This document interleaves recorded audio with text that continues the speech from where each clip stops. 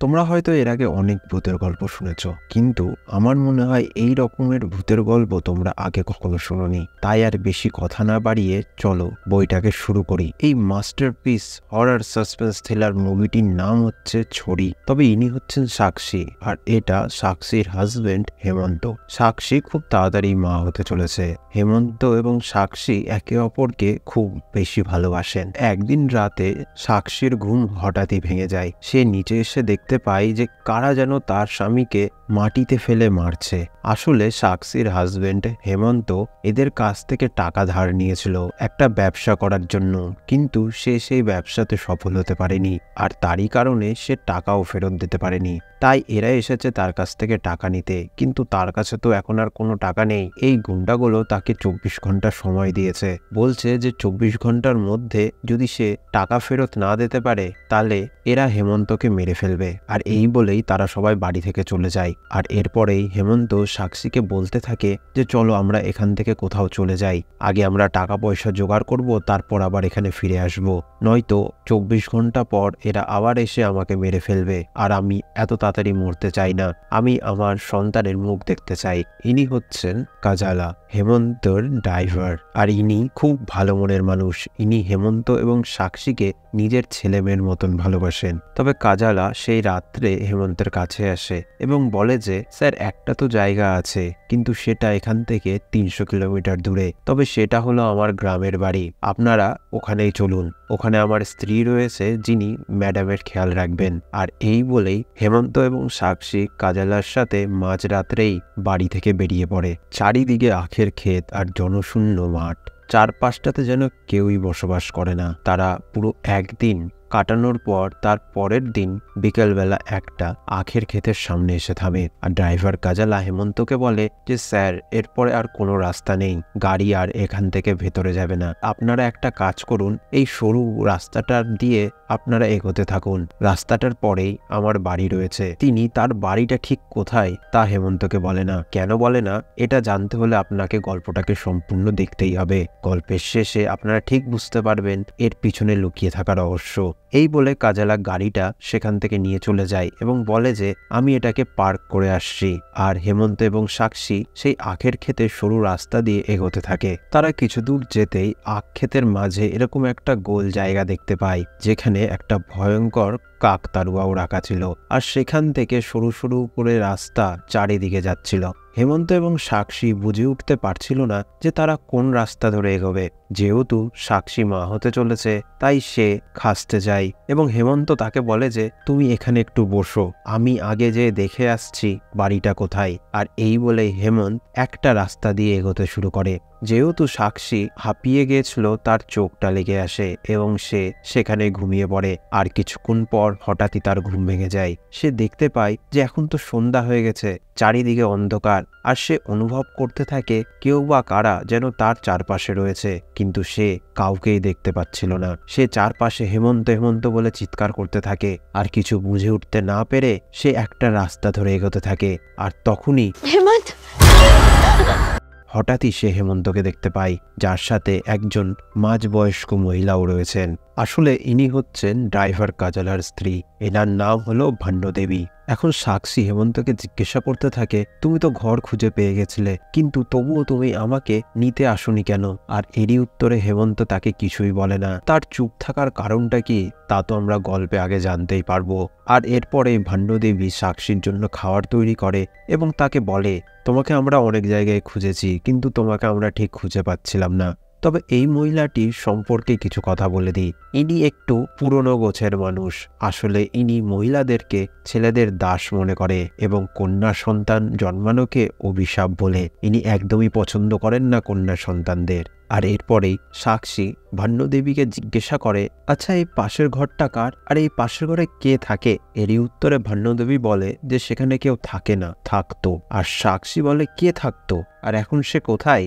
যারই উত্তরে ভান্নদেবী বলে যে সে মারা গেছে, সেখানে তার দেওর এবং তার স্ত্রী বাস করত, কিন্তু তার স্ত্রী হঠাৎই মারা যাওয়ায় তার দেওর এই বাড়িটা ছেড়ে চলে যায়। তো পরদিন সকালে সাক্ষী চারপাশটা ঘুরে দেখার জন্য বাড়ি থেকে বেরোয়, আর সে দেখতে দেখতে সেই বাড়িটার কাছে চলে যায়। তখন সাক্ষী লক্ষ্য করে যে বাড়িটার জানলা দরজাতে কিছু যেন কালো কালো রঙের লেগে আছে, আর ঘর খুলতেই সে দেখতে পায় ঘরের ভিতরে অদ্ভুতভাবে কালো কালো ছোপ আর একটা অদ্ভুত বাজে গন্ধ। সে বুঝে উঠতে পারে না যে এটা কিসের গন্ধ। আর সাক্ষী সেই রুম থেকে বেরিয়ে যায় এবং পাশের একটা রাস্তা দিয়ে এগোতে থাকে। আর সে দেখতে পায় যে একটা মরা গাছ, তবে এই গাছটা বিশাল বড়, আর সেই গাছের ঠিক সামনে একটা কূপো রয়েছে। কিন্তু সাক্ষী যখন সেই কুয়োতে তাকায়, সাক্ষীর ছায়াটা সেই কুয়োর জলে দেখা যায় না, যা দেখে সাক্ষী খুব হতভম্ব হয়ে যায়। আর এরপরেই সেখানে হেমন্তে চলে আসে। তবে হেমন্ত সাক্ষীকে বলতে থাকে যে তাকে টাকা পয়সার জোগাড় করার জন্য শহরে যেতে হবে, কারণ এইভাবে বসে থাকলে তো আর কিছু হবে না। আর তার সাথে সাথে এখানকার ফোনের নেটওয়ার্কও পাওয়া যাচ্ছে না। সাক্ষী তো প্রথমে অস্বীকার করে, সে হেমন্তকে নিজের কাছ থেকে যেতে দিতে চায় না, কিন্তু হেমন্ত তাকে বলে যে আমি যতদিন না আসবো ভান্নদেবী তোমার খেয়াল রাখবে, আর আমাকে তো তোমার কাছে আসতেই হবে, তাই না? এই সমস্ত কথা শুনে সাক্ষী রাজি হয়ে যায়। আর এরপরেই পরদিন সকাল হয়ে যায়, কিন্তু হেমন্ত সাক্ষীকে কিছু না বলেই সেখান থেকে চলে গেছে। হেমন্তের বিছানাটা পাশেই পড়েছিল। তো সাক্ষী এরপরেই বাড়ির বাইরে বেরিয়ে আসে এবং বাড়ির দেওয়ালের সামনে সে দেখে একটা মহিলা কাঠ কাটছে। সে লক্ষ্য করে যে তার পেটে একটা কাটার দাগ রয়েছে, আর তখনই সেখানে ভান্নদেবী চলে আসে। তবে ভান্নদেবী এসে সেই মহিলাটিকে গালাগালি করতে শুরু করে, তাকে চিৎকার করে বলতে থাকে যে এখানে এত জোরে জোরে কাঠ কাটছিস কেন, এখানে ম্যাডাম থাকেন, ম্যাডামের অসুবিধা হবে। আর এই বলেই সে সাক্ষীকে নিয়ে ঘরের ভিতরে চলে যায়। তখনই সাক্ষীর মনে প্রশ্ন জাগে যে এই মহিলাটিকে। তিনি এটা ভান্নদেবীকে জিজ্ঞাসা করেন, আর এরই উত্তরে ভান্নদেবী বলে যে ওটা একটা অশুভ মেয়ে, ওটা আমার ছেলের বউ, আর ওর নাম হলো রানী, আর আমার ছেলের নাম ছিল রাজবীর। এরপরে সাক্ষী রানীর পেটের কাটা দাগের কথা ভান্নদেবীকে জিজ্ঞাসা করে ফেলে, যারই উত্তরে ভান্নদেবী তাকে বলে আসলে যখন রানীর পেটে তার 8 মাসের সন্তান ছিল, আমরা তাকে অনেক বারণ করেছিলাম যে খেতে যাস না, কিন্তু সে আমাদের কারোরই কথা শোনেনি। সে নিজের জেদে খেতে চলে যায়। তারপরেই তাকে আর খুঁজে পাওয়া যাচ্ছিল না।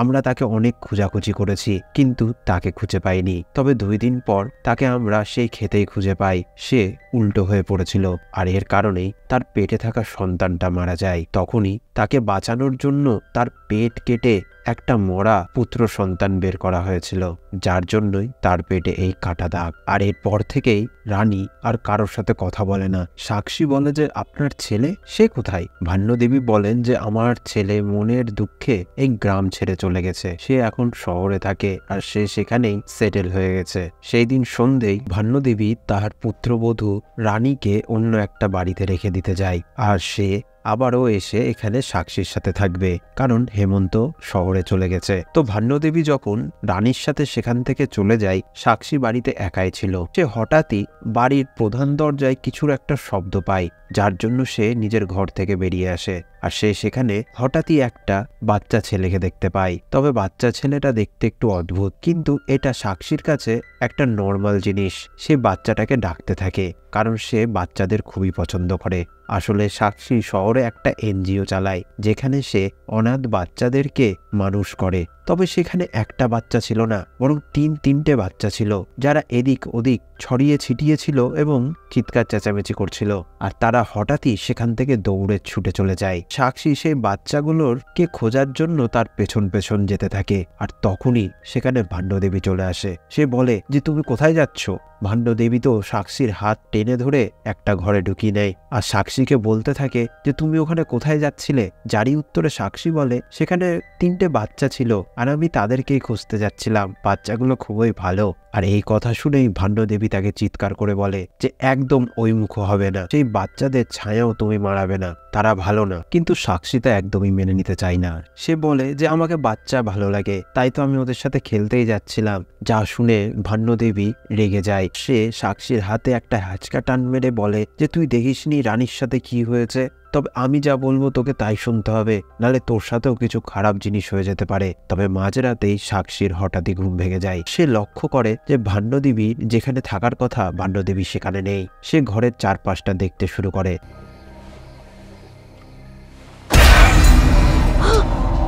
আর হঠাৎই ভান্নদেবী কোনো একটা অজানা ভয়ে এইভাবে কুঁকড়ে বসে রয়েছে। তবে পরদিন সকালে সাক্ষী দেওয়ালে থাকা একটা আয়নাতে নিজেকে দেখতে থাকে। তখনই সে হঠাৎই লক্ষ্য করে যে রানী তার দিকে এক দৃষ্টিতে তাকিয়ে রয়েছে। কিন্তু সাক্ষী হাসি মুখে রানীর সাথে কথা বলার জন্য বেরিয়ে যায়, কিন্তু রানীর মুখে একটা অদ্ভুত রহস্যের ছাপ রয়েছে। তার চোখ মুখ দেখে বোঝাই যাচ্ছে সে যেন সাক্ষীকে কিছু একটা গোপন কথা বলতে চায়, তবে সে কথাটা হয়তো খুবই জরুরি, যা সাক্ষীর জন্য খুবই মূল্যবান হতে পারে। কিন্তু তখনই রানী হঠাৎই পিছন ফিরে নেয়। তবে রানী এমনটা করলো কেন? সাক্ষী দেখতে পায় যে সেখানে ভান্নদেবীও দাঁড়িয়ে রয়েছে। সে বুঝতে পারে যে ভান্নদেবীকে দেখে ভয় পেয়ে রানী পেছন ফিরে গেছে, কারণ ভান্নদেবী অদ্ভুত দৃষ্টিতে রানীর দিকে তাকিয়েছিল। কিছুক্ষণ পরে সাক্ষী আবার সেই বাচ্চাগুলোকে দেখতে পায়। সেই বাচ্চার পিছু নিয়ে আবারও চলতে শুরু করে। সে বাড়ির পিছনে সেই ঘরটার কাছে চলে যায়, কিন্তু সে লক্ষ্য করে সেখানে একটা পুরোনো দিনের রেডিও রয়েছে,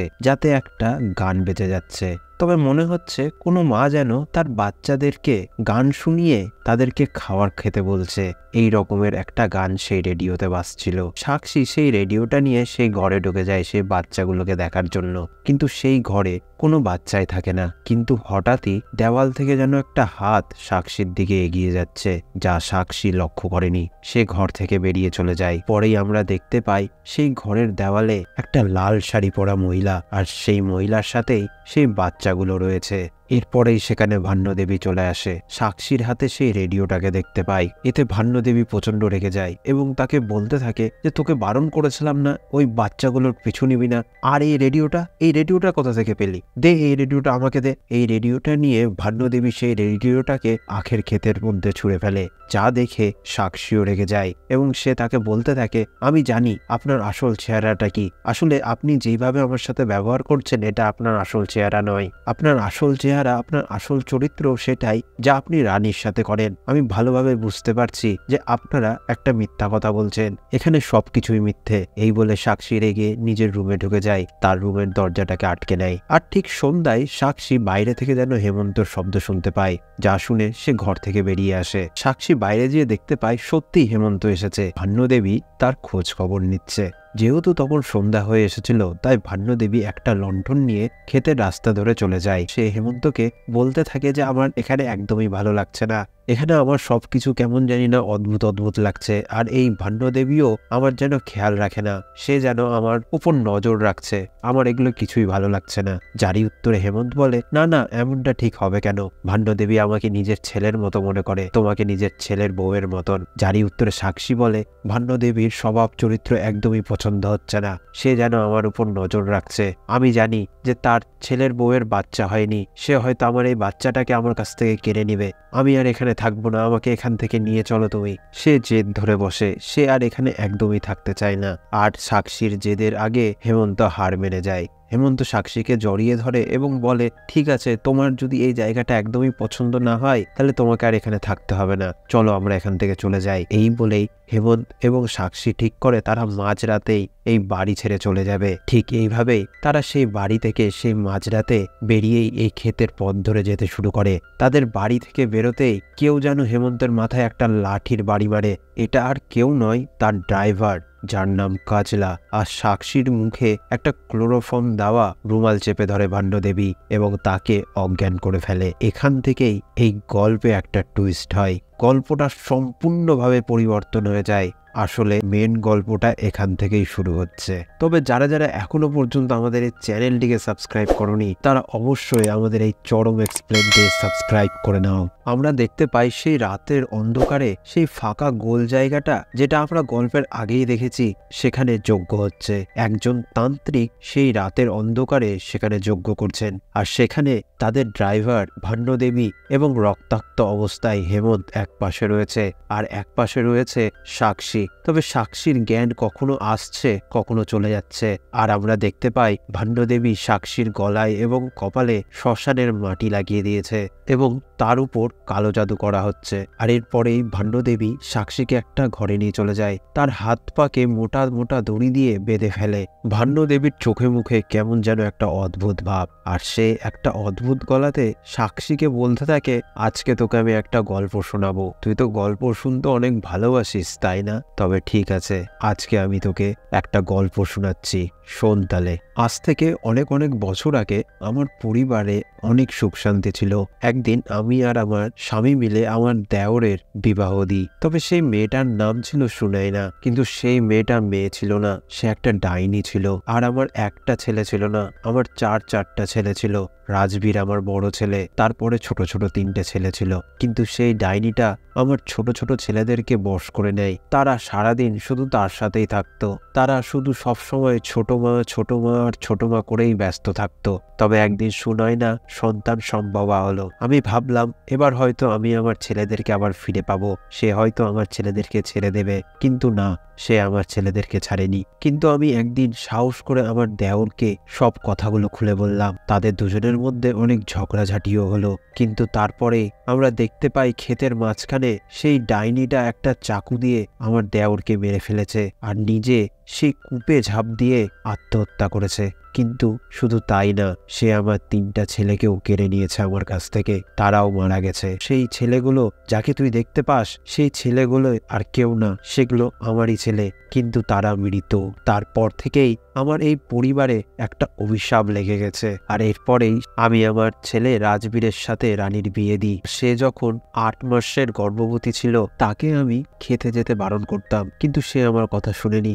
একদিন দেখি সে খেতে এসে মাঝখানে চাকু দিয়ে নিজের পেট কেটে দেয় এবং তার ছেলেকে মেরে ফেলে। তবে বাচ্চা না হলে আমার বংশটা এগাবে কি করে, যার জন্য আমি আমার ছেলের আবার বিয়ে দিই। কিন্তু সেই 8 মাসেই সেই বউটা নিজের পেটে ছুরি মারে এবং নিজের গলাতেও ছুরি মেরে আত্মহত্যা করে নেয়। আমি এতেও থেমে থাকিনি, আমি আবারও বিয়ে দিই, কিন্তু আবারও একই ঘটনা ঘটে। এরপর আমি আমার ছেলেকে শহরে পাঠিয়ে দিই আর সেখানেই তার একটা বিয়ে দিয়ে দিই। কিন্তু আমাদের বংশ থেকে তো সেই অভিশাপটা এখনো কাটেনি। তবে তান্ত্রিক জানিস আমাকে বলেছে, কোনো 8 মাসের গর্ভবতী মহিলা যদি আমাদের বাড়িতে 3 দিন কাটিয়ে দেয় আর সে যদি সেই ডাইনির হাত থেকে বেঁচে যায়, তাহলে আমাদের বংশ থেকে এই অভিশাপটা কেটে যাবে। সব থেকে সৌভাগ্যের বিষয়টা জানিস, সেই মেয়ে আর কেউ না রে, সেটা তুইও তো 8 মাসেরই গর্ভবতী। তুই থেকে যা আমাদের বাড়িতে, তুই থাকতে পারবি না বল? আমি তো তোকে নিজের মেয়ের মতনই মনে করি। তবে তুই এখানে 3 দিন আর 3 রাত কাটিয়ে নে, আর তুই যদি বেঁচে থাকিস তাহলে আমাদের বংশ থেকে এই অভিশাপটাও কেটে যাবে, আমি আমার বংশধরকে পাবো। তবে এটাই কি এই মুভির মেন গল্প? আপনারা কি তাই মনে করেন? আর আপনি যদি এটাকেই মূল গল্প ভেবে নেন, তাহলে হয়তো আপনারা ভুল করবেন। তবে ভান্যদেবী সেই ঘর থেকে চলে যাওয়ার সময় শেষবারের মতন সাক্ষীকে বলে যে তোকে তো এখানে 3 দিন আর 3 রাত্রি থাকতেই হবে। আর একটা কথা মনে রাখ, এই 3 দিন আর 3 রাত্রিতে তুই যা যা দেখবি, যা যা তোর সাথে হবে, ভেবে নে এগুলো সবকিছুই একটা ভোগ। তুই যে এর আগে রেডিওতে যে গানটা শুনেছিলি, তুই জানিস ওই গানটা কে করতো? ওই গানটা সেই ডাইনিটা করতো। আমার এখান থেকে চলে যাওয়ার পর সেই গানটা ওই তোকে আবারও শোনাবে। কিন্তু আমি যে আগে বললাম, তুই যা যা দেখবি, যা যা শুনবি, কিংবা যা যা তোর সাথে হবে, সবই একটা ভ্রম। তাই থাক তুই এখানে, আমি চললাম। আর এই বলেই ভান্যদেবী সেই ঘর থেকে বেরিয়ে চলে যায়। তারপরে সাক্ষীর ঘরে একটা ভয়ঙ্কর মূর্তি প্রবেশ করে। সে তার হাতটাকে সাক্ষীর পেটের দিকে নিয়ে যেতে থাকে। এরপরেই সাক্ষীর ঘুম হঠাৎই ভেঙে যায়। সে দেখে যে সকাল হয়ে গেছে।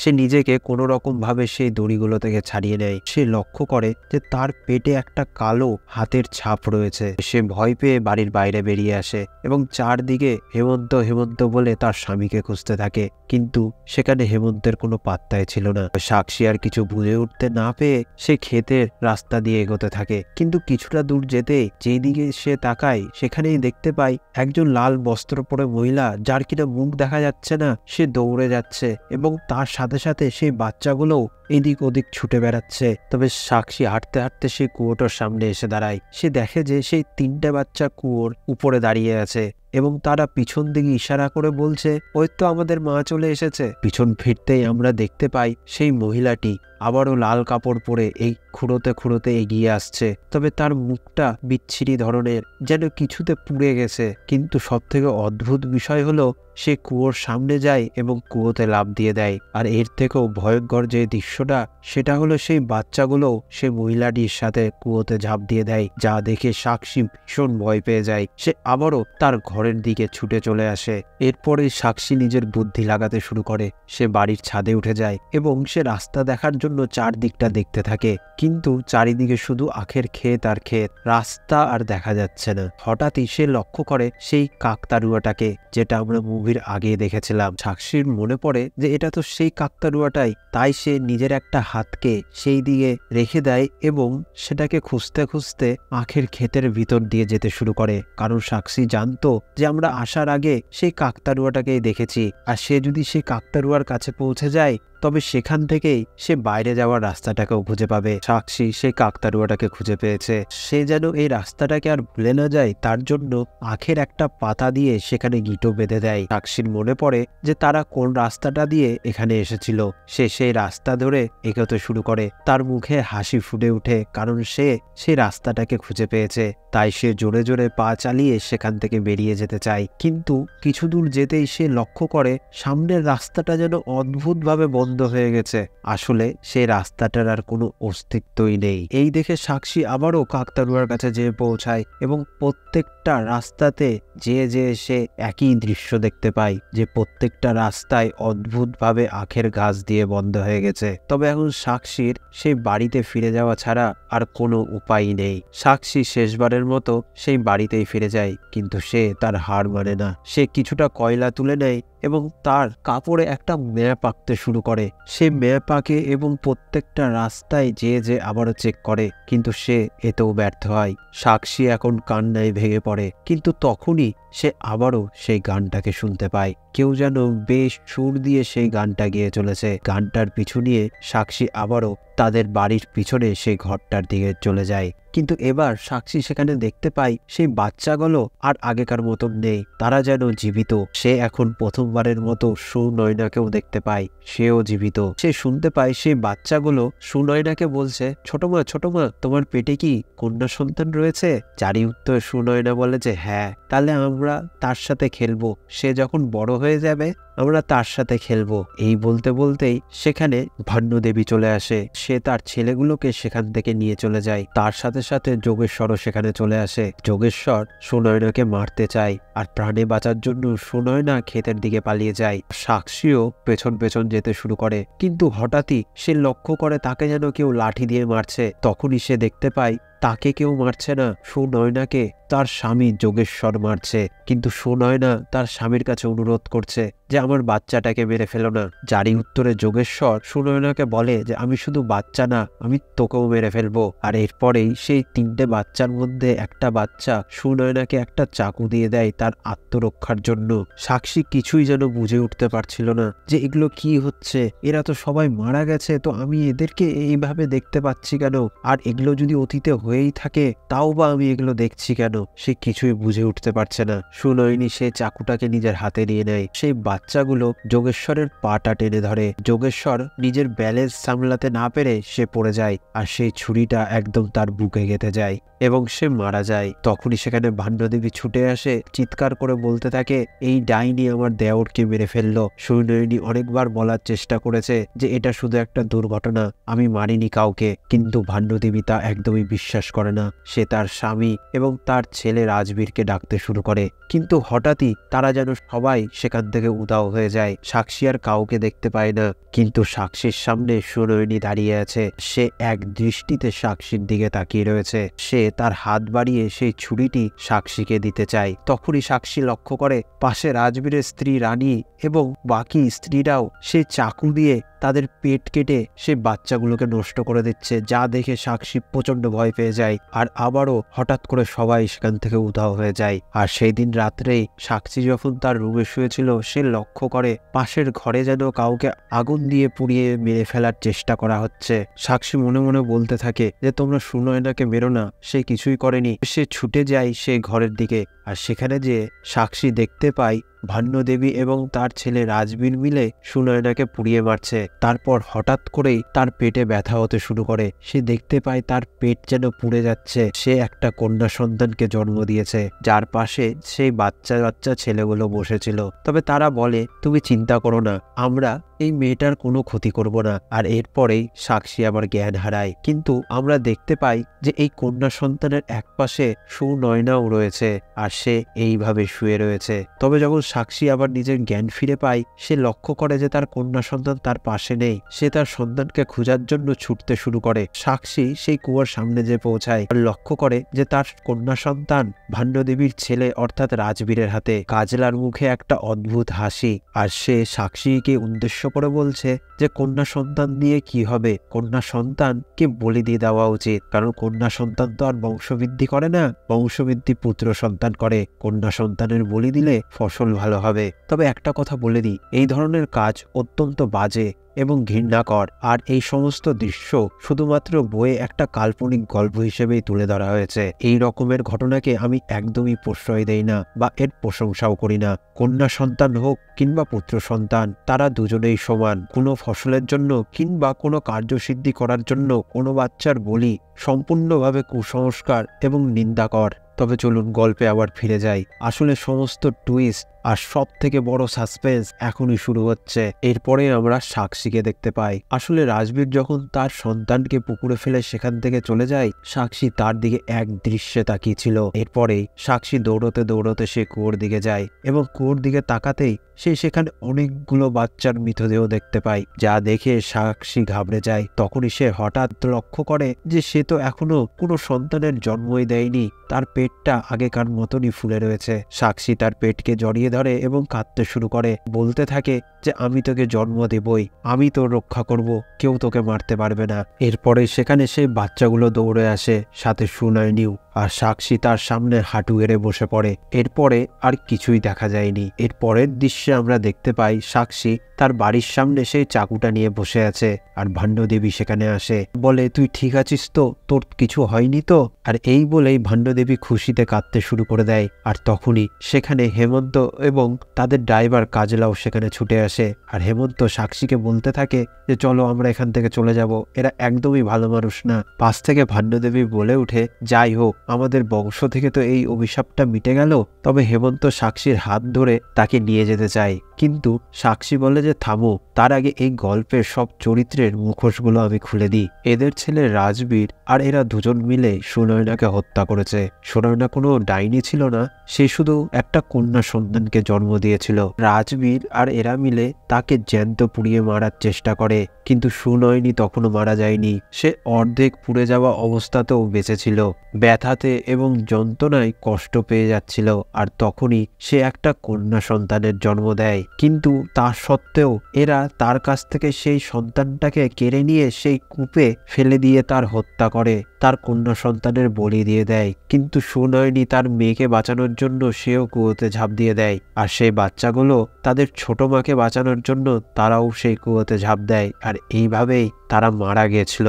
এই 3 দিন ধরে সুনয়নী তার সাথে ঘটে যাওয়া এই সমস্ত ঘটনাগুলোকে সে আমার উপর দিয়ে ঘটিয়ে আমাকে আসল বাস্তবতাটাকে দেখিয়েছে।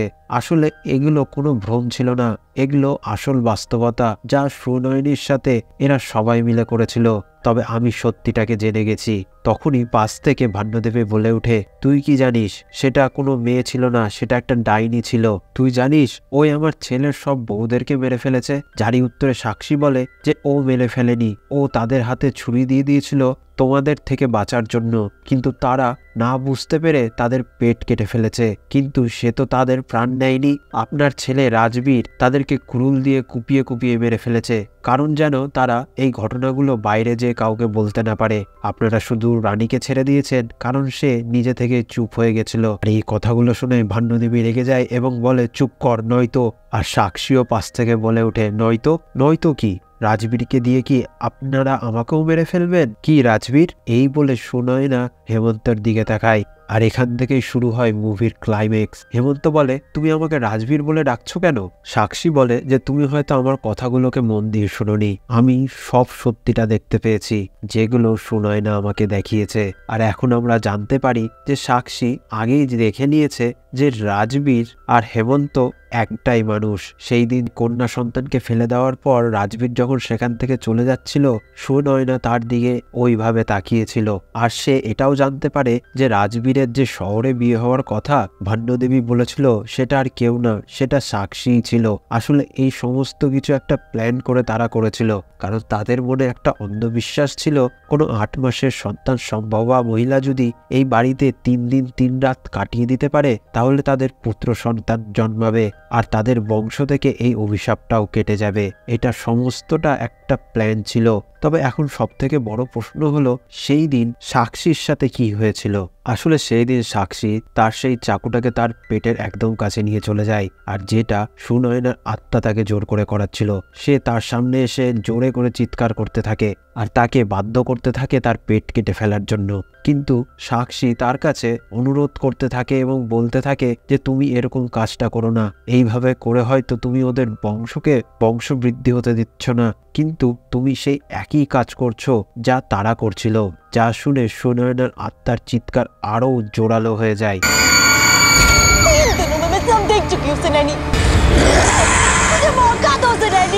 কিন্তু সাক্ষী তাকে বলতে থাকে যে আমি প্রতিজ্ঞা নিচ্ছি, আমি এই কন্যা সন্তানের জন্ম দেবই এবং তাদের এই ঘৃণ্য কাজের প্রতিবাদ আমি করবই। তারপরে হঠাৎ করে সুনয়নার আত্মা সেখান থেকে উধাও হয়ে যায়। আর এখন বর্তমানে রাজবীর অর্থাৎ হেমন্তই জেনে গেছে যে সাক্ষী তার সম্পর্কে সমস্ত সত্যিটা জেনে গেছে। সে সাক্ষীকে মারতে যাচ্ছিল, কিন্তু সাক্ষী তার সামনে সেই চাকুটাকে ধরে ফেলে আর বলে, খবরদার, এই কাজটা তুমি করতে চেও না। আর সে বলে যে আমি এই কন্যা সন্তানের জন্ম দিবই, দেখি তোরা কে কি করতে পারিস।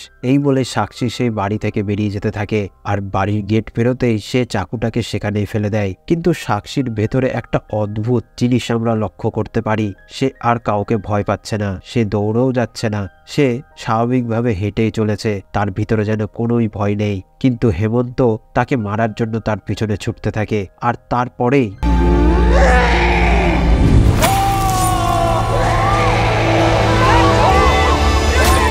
রানী সেখানে আসে এবং কোপের পর কোপ দিয়ে হেমন্তকে মেরে ফেলে। আর তাদের ছেলেকে বাঁচানোর জন্য ভান্ডদেবী আর কাজলাও সেখানে আসে, কিন্তু কিছুক্ষণ পর তাদেরও চিৎকারের শব্দ শুনতে পাওয়া যায়। আর অন্যদিকে সাক্ষী আবারও সেই গোল জায়গাটার কাছে চলে এসেছে। আর তখনই সেখানে সেই 3টে বাচ্চা চলে আসে এবং তাকে সঠিক রাস্তাটা দেখিয়ে দেয়। তবে আমরা সাক্ষীর মুখে একটা ছোট্ট হাসিও লক্ষ্য করতে পারি। আর সে সঠিক রাস্তাটা ধরে এগোতে থাকে। আর তারপরেই রক্ত মাখা শরীরে রানীও সেখানে এসে উপস্থিত হয়। সে তার কাজ করে এসেছে আর সে সাক্ষীর সাথেই পায়ে পা মিলিয়ে এগোতে থাকে। আর এখানেই এই গল্পটা শেষ হয়ে যায়। তবে গল্পটা যদি ভালো লেগে থাকে, আপনাদের কাছে একটাই অনুরোধ, ভিডিওটাকে একটা লাইক করুন এবং সবার সাথে শেয়ার করে দিন।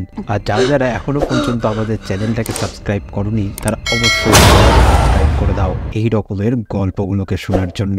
তবে দেখা হচ্ছে আবারও অন্য ভিডিওতে।